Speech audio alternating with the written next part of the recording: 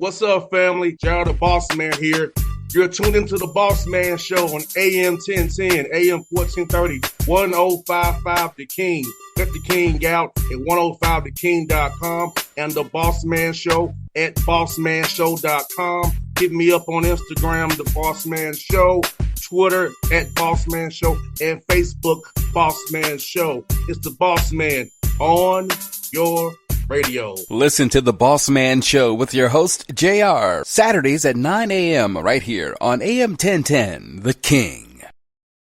BS3 Network, changing the way you watch TV.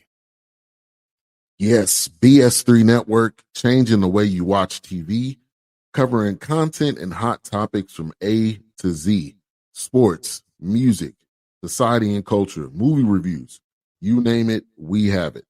Check it out on bs3network.com or check us out on Roku, BS3 TV on Roku, as well as check out your favorite podcast on all podcast platforms or Spreaker.com/BS3 Network. You are now tuned to BS3 Network.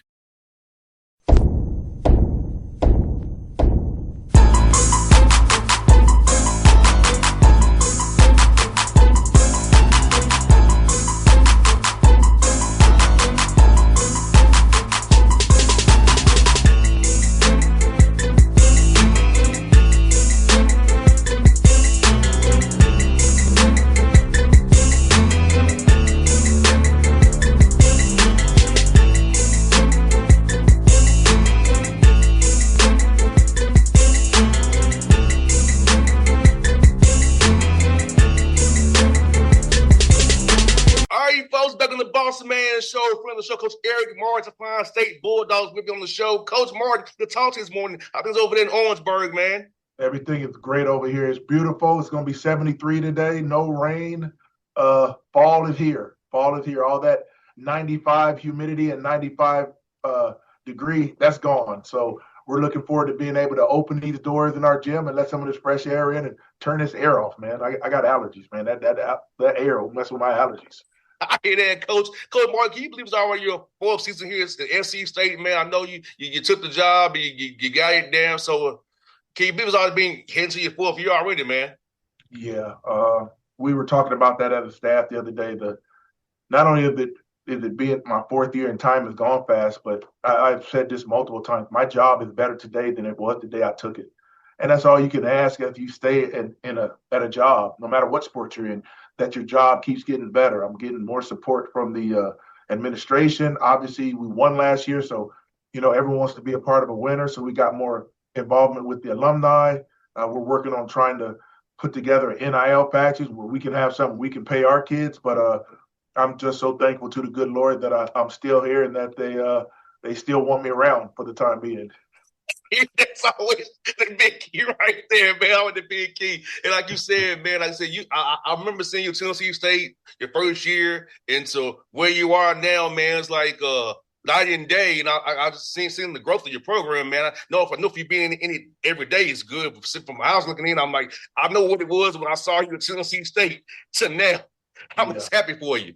Yeah, I tell you what, that game, that was my second game. We had just come off of almost beating South Carolina in game one, and that was our first road trip. And I remember thinking, well, we played that good against South Carolina, so we're going to beat the brakes off of Tennessee State. And that first year was just a learning experience, painful learning experience, but one that was necessary. And the first year coaches that I do get a chance to talk to, I said, man, the best thing about year one, he said, well, what's the best thing about year one, coach? I said, year two, because whatever happened in year one, take it as a learning. Yeah, you'd like to win a lot of games, but don't put too much pressure on yourself for winning games.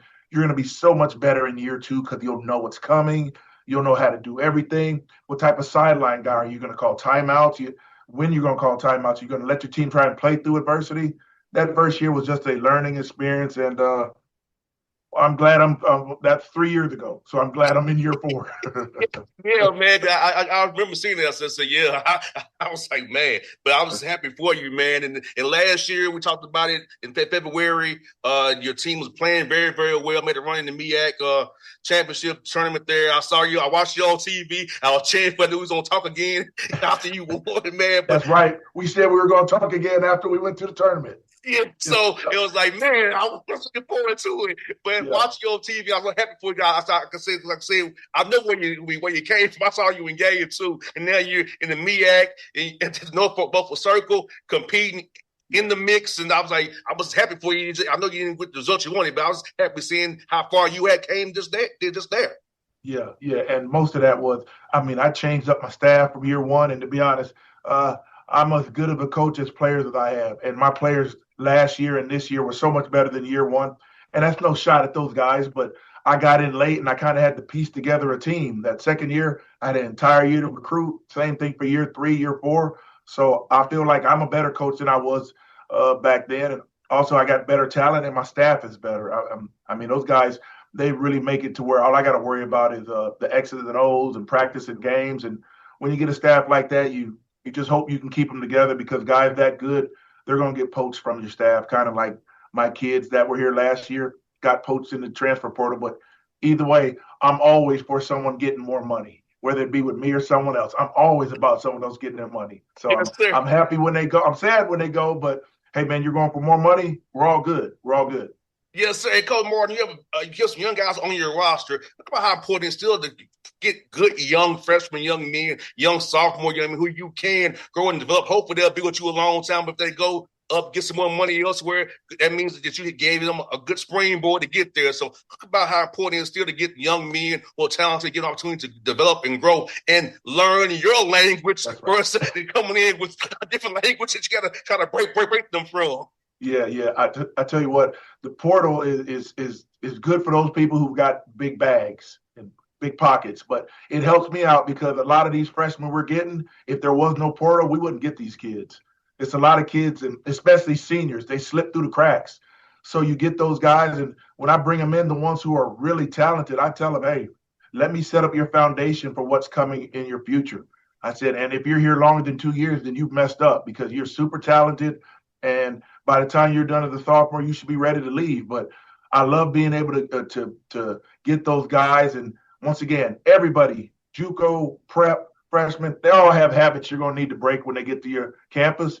But with freshmen, they have more energy. They're a little bit more wide-eyed. They're a little more excited about, because they've seen it on TV. The JUCO guys, they've been in JUCO for 2 years. They're a little bit more seasoned about what's coming up. But those freshmen, they have energy. And I asked my freshmen, you guys need to be the ones with the most energy, because you guys are new to this. And as you go on, your energy is going to wane a little bit because you know what's coming. But right now, you guys ought to bring energy to practice every day. And I got a group that's getting better at that. But they are talented. I have a group of talented freshmen. No doubt. And Coach Martin, I love your roster because you have switchable size. You're very switchable. You can play 1 through 5, switch 1 through 5, 1 through 4. You got whatever you want to do. And the way you press and you attack, you got to love that it's very switchable, man. I'm loving the versatility you got defensively with what I see height-wise. Yeah. It's good because it's still taking them a while to figure out the speed of what pressing the entire game looks like. And I think the hardest part I sell those guys on is, hey, man, when you're tired, you have to ask out. If not, you're going to weaken our press. So I know Coach Huggins had a rule, and I tried to follow it up, is, hey, if you take yourself out, you can put yourself back in. That gives them an incentive to stay fresh, and let's keep using these bodies. We're good with playing 8, but we're great playing 12. So if we can get these new guys who most guys aren't used to wanting to take themselves out, that's most of these guys where they came from, they were the man. So they didn't have to worry about if they were playing hard or not. They were going to play. But at South Carolina State, I ask them to play as hard as they can for as long as they can.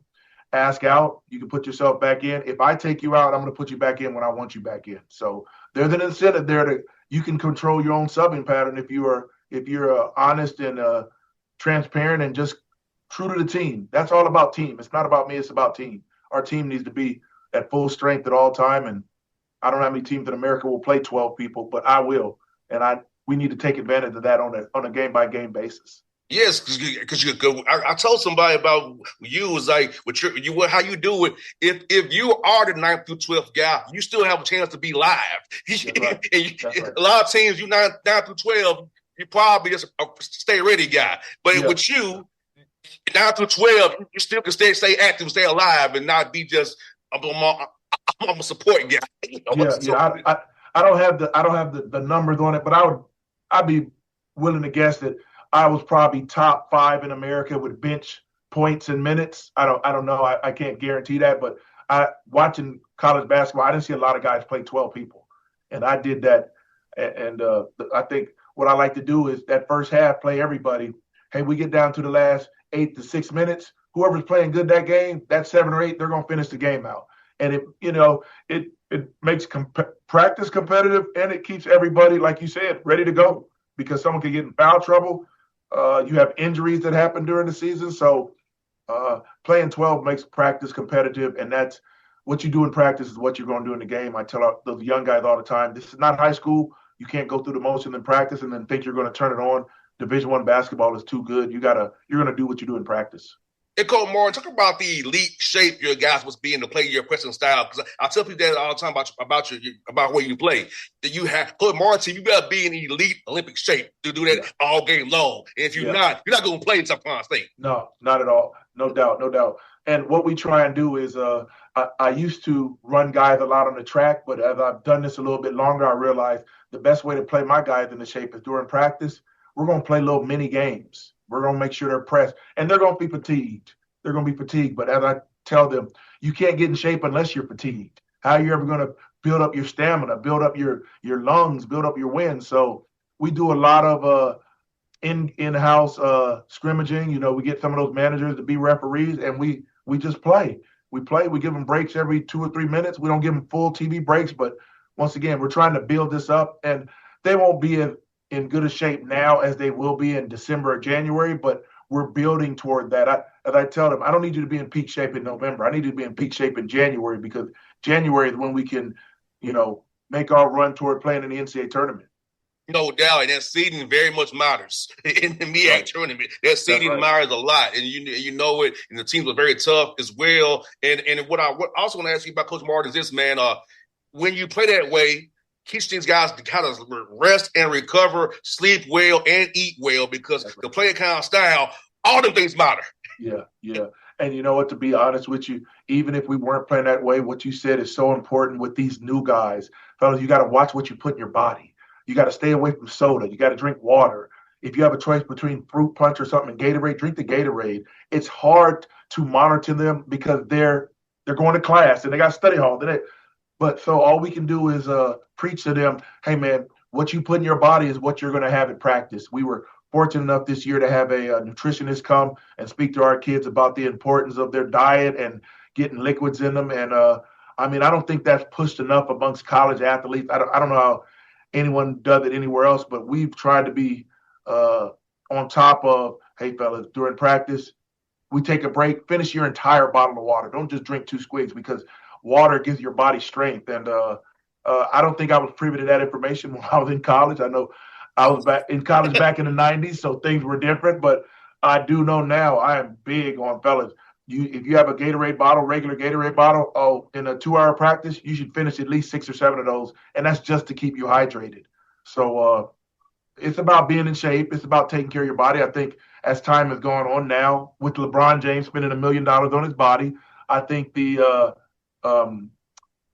introduction of how you take care of your body and being more proactive than reactive to keep your body healthy has come the past 10 to 15 years. And obviously we're trying to keep up with it. And we've just bought our guys some cold tubs for them to be the ice whirlpool after practice. So there's always something on the horizon, and we're trying to keep up. Obviously, we don't have the funds that those Power Fives do, but as I said, my administration has helped me out a lot more. So we're adding things to our program, and hopefully that'll benefit us throughout the year. And, Coach, you're going to get a lot of help these big checks I see you got coming from Louisville, Charleston, Missouri, South Carolina, Tennessee. Man, you on the Power Four circuit, I see. Yeah. Well, as we said earlier, I got to pay bills. But also the flip side of that is when I bring these kids in, they want to play in those type of environments. Yes, I know sir. I would. I mean, I tell them, hey man, you're in that yum center, and oh man, it's loud, and I don't have to. They know what South Carolina is, and then Missouri, we played there 2 years ago, one of the best arenas, and then what I think personally is the best college basketball arena in America is Tennessee. It is big. It goes straight up, and when they get this, I mean, really, they're as loud as Kansas. I never got a win at Kansas, but I played at Kansas when I was at West Virginia 10 years. Man, it's so loud you can't even hear your coach at timeout. So I think our kids look forward to that. But in the same way, I also got to schedule some games where I don't crush their confidence because it's a long season, and you don't want the kids thinking we're supposed to lose. No, we're not. We're supposed to compete. And if we make free throws and layups, I think we have a chance to be in any game we play this year. No doubt, Coach. I remember Tennessee State coming in. We'll be 3-13 and two and 14. Like man, but you have to understand we have to pay bills. For MCs, you have the basketball team, football team, women's basketball has to pay for all the non-Olympic sports that got to be paid for. So, like you said, Coach, it's hard not to get frustrated when you see yourself 3-12 and 3-11. Yeah, I'll tell you what, not my first year, but my second year, that's the year I started having the grown man talk, which is, hey, fellas, let me tell you why we play some of these games. And I kind of break it down and it's usually after we play or lose a game in one of those venues because kids are probably wondering, man, Coach, why we keep playing? Fellas, we got to pay bills. This is what this is for. This is how this works. Let's look at this, as I said, as a positive. You guys get to go up against draft picks. You see where you are, see where you need to get better, and you get to see those guys in person. So you could be like, hey, man, that guy really shot it well, or that guy's a good. Now you have something to measure yourself against, and, you can see if you can get better. And I'm not saying get at their level, but sometimes you can't be great unless you see greatness. And that's another reason I enjoy playing those type of schools on their home floor. If you get in the tournament, you're going to probably be a 16 or a 15 seed, right. so you're going to play anyway. Great point. I've already done it. Yep. So now we get in the tournament. We won't be intimidated if we run into someone like that because we've already played quality competition. Good point. Last one for you, coaches. You got two guys from my back neck of the woods, Noah Treadwell and Derwin Hodge Jr. Tell us about those young men coming here from the Atlanta area, man. Yeah, I tell you what, Derwin Hodge has to be probably, I say he's probably the most talented guy I've had since I've been here. I put Drayton up there, but Drayton just has the body that makes him the physical specimen who he's now at Butler. But Derwin is long, run, jump. We're just trying to pull that energy and because he's so laid back. He's like, I mean, Tim Duncan is a wild man compared to Derwin. Derwin doesn't say much or do much. I put him on the line and run him. He doesn't change his facial expression or anything. So my goal this year is just trying to bring that energy out of him. And on the flip side, Noah Treadwell is he doesn't lack for confidence. He's going to shoot that ball. And I told him, hey, man, you shoot that ball. But here's the deal. When I put you at point guard, everyone else has to eat. You got to eat last. Got you, coach. But as I said earlier, Raheem Waller's done a great job with we want to recruit Georgia, Atlanta. There is so much talent. They can't all go to Georgia Tech, Georgia State, Georgia Southern. So we get in there and we as I said, we use our Atlanta chapter and we try and influence these kids. But, I mean, whether they come from Atlanta or somewhere else, man, you just got to be able to tell these kids that, hey, I'm going to do right by you. I'm going to make sure you go to class. I'm going to make sure you're bigger and stronger. Now, we're always into the weights, South Carolina State. And then you're going to play against good players every day, and we'll get you better. I'm not one of them guys that's going to lie to you and say, I expect you to be here for 4 years. That's not sustainable. So why not just be honest from the start? Hey, man, you're a really good talent. If you do what you're supposed to do, you can leave after 2 years, and when you leave, you get a bag. And when you get that bag, I'd appreciate if you donated to our program at South Carolina State University. Give back. Yes, indeed. And, Coach, I'll tell you, I know you got your fundraiser coming up this week, but in the future, if you need a DJ for a fundraiser in Atlanta, I got you, Coach. That's my side hustle, too. I'll get that inside, Coach. So. I got you. Now I know that. I got you. I didn't know that. Yeah, I host and DJ, so I create the speakers, and I get the nice R&B jam going. We can host and have a program. I'm good, Coach. That's what I do on the side, brother. Hey, this is the fourth or fifth time we talked. This is the first time. Sixth time, Coach. Sixth. Yeah, this is the first time you tell me you're a DJ. Yes. Keeping it on the low. Yeah, I'm a DJ, coach. I'm a host. Okay. I do those side, brother. So yeah, Okay. that's just one of my side hustles. So if you ever need me, I got you, coach. I'll tell you what, we're gonna come down to Atlanta every year and do the alumni thing. And yeah, next year we'll talk, because why not have a DJ? And every year it's gotten bigger. Last year was a little bit. This year we're gonna have a bigger crowd. Next year we're gonna have it bigger. So yeah, we're gonna need a DJ. We'll talk. We'll talk. Yeah, coach. If you want to go on Instagram, I host the Albany State's kickoff dinner, so you can see some of the work I do. Albany State had me there. I'm gonna do Clayton State as well here in my backyard. So I do have coaches all the time, brothers who need help. So I'm willing to help you, coach. I'm out here for you, brother. I appreciate it. I appreciate it, brother. And I appreciate you having me on today. Once again, it's always fun talking with you. You got a great personality, great smile. I got great energy with you, and I wish you nothing but the best of luck. And definitely, we need to talk before the tournament, because we got our yearly thing where we're going to talk, and then I'm going to say we're going to talk after I make the tournament. Yes, hey, coach. We'll talk in February to make this happen. We'll talk in February again, make it happen. Hope we're talking again in March, and then we're ready to get on the show, brother. That's right. That's right. Yeah, perfect. So thank you as always, brother. It's fun to talk to you, my brother. Thank you. Appreciate you having me. Thanks, coach. See you soon, man. All right, brother. BS3 Network, changing the way you watch TV. Yes, BS3 Network, changing the way you watch TV, covering content and hot topics from A to Z, sports, music, society and culture, movie reviews, you name it, we have it. Check it out on bs3network.com or check us out on Roku, BS3 TV on Roku, as well as check out your favorite podcast on all podcast platforms or Spreaker.com/BS3 Network. You are now tuned to BS3 Network. What's up, family? Gerald the Bossman here. You're tuned into the Bossman Show on AM 1010, AM 1430, 1055 The King. Let the King out at 105theking.com and the Bossman Show at bossmanshow.com. Hit me up on Instagram, The Bossman Show, Twitter at Bossman Show, and Facebook, Bossman Show. It's the Bossman on your radio. Listen to the Bossman Show with your host, JR, Saturdays at 9 a.m. right here on AM 1010, The King.